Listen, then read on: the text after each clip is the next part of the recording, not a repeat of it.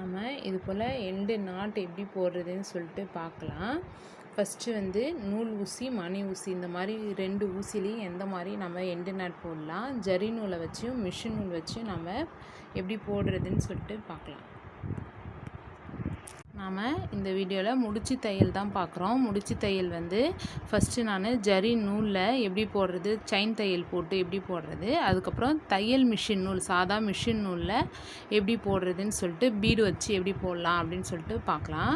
First chain தையலில் வந்து நம்ம போட ஸ்டார்ட் பண்ணிக்கலாம். இது வந்து நூல் ஊசி. நூல் ஊசியில் நம்ம எப்படி முடிச்சு தையல் போடுறதுன்னு சொல்லிட்டு பார்த்துக்கலாம். இந்த பாருங்கள், இந்த மாதிரி நம்ம லூஸாக இந்த கீழே இருக்க நூலை வந்து லூஸாக பிடிச்சிக்கலாம்.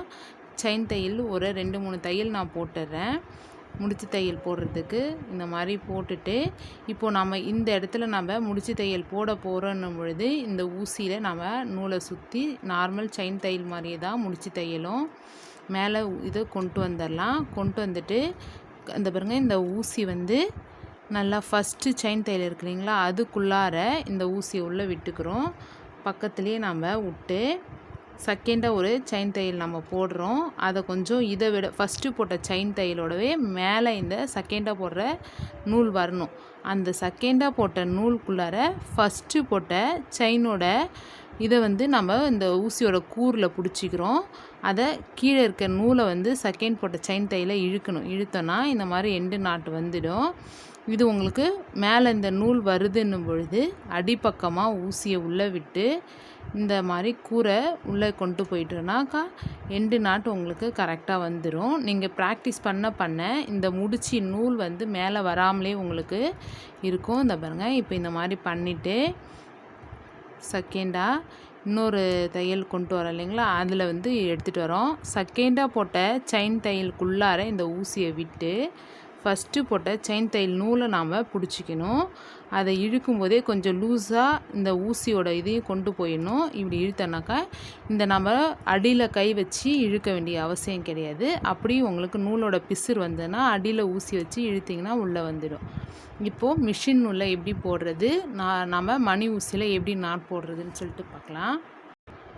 நம்ம ஜரி நூலில் எப்படி முடிச்சு போடுறதுன்னு சொல்லிட்டு பார்த்தோம். அதுக்கப்புறமா நார்மல் மிஷின் நூலில் நம்ம எப்படி போடுறதுன்னு பார்க்கலாம். இந்த மிஷின் நூல் வந்து என்ன கலர் வேணாலும் நீங்கள் துணிக்கேற்ற கலர் யூஸ் பண்ணலாம், இல்லை சேமாக காமனாக எல்லாத்துக்கும் யூஸ் பண்ணால் கோல்டு கலர் த்ரெட்டு யூஸ் பண்ணிக்கோங்க.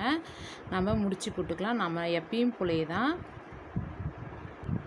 நம்ம மிஷின் நூல் இருக்கு இல்லைங்களா, தையல் மிஷின் நூல் தெரியுதுங்களா அடியில், அந்த நூலை வந்து ஊசி, இது வந்து மணி ஊசி. மணி ஊசியில் மணி எடுத்துக்கலாம். அப்போ தான் வந்து அந்த மணியோட ஓட்டைக்குள்ளே எவ்வளோ சின்ன மணியாக இருந்தாலும் உள்ளே போகும். இந்த மாதிரி நூலை கொண்டு வந்து மணி இருக்கு இல்லைங்களா, அதை நம்ம செயின் தையல் மாதிரி நம்ம போட்டுட்டு இப்போ முடிச்சு போடுறதுக்கு இப்போது எந்த மாதிரி வேணாலும் நீங்கள் கொண்டு வரலாம். இந்த பாருங்கள், இப்போது எண்டு நாட் போடுறேன். ஃபஸ்ட்டு நார்மலாக கீழே ஒரு சுற்றிக்கிறோம். மேலே மிஷின் நூலை கொண்டு வந்து அந்த ஃபஸ்ட்டு செயின்குள்ளார இந்த ஊசியை உள்ளே விட்டு செகண்டாக ஒரு செயினுக்கு நூலை கொண்டு வரோம்.